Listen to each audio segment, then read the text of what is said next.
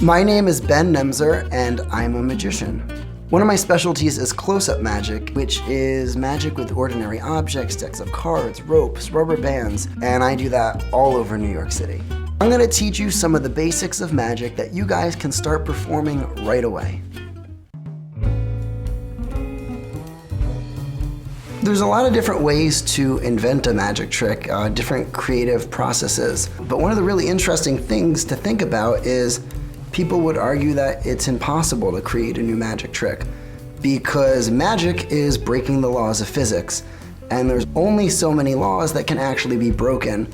There's making something appear, there's making something disappear, there's making something levitate, there's making something suspend or not fall, there's a transposition, which is changing places, there's a prediction where you predict the future, there's changing the qualities of something. There may be a few more, but there's only so many things that you can actually do to create magic, and everything falls within those subcategories.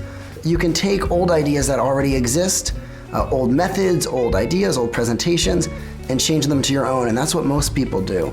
I like to visualize what I would like to see.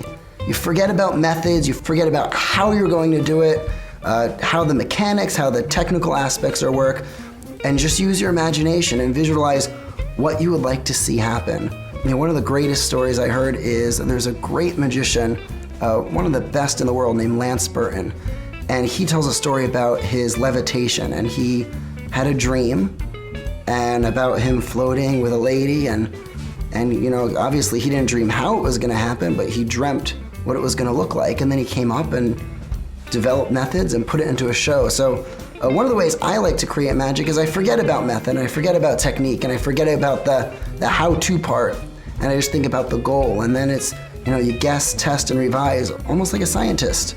And you figure out, you can use old principles that have been around, new principles that you can invent yourselves, whether it depends, you know, how technically inclined you are. But there's lots of different ways to invent magic tricks, and that's usually the approach I like to use.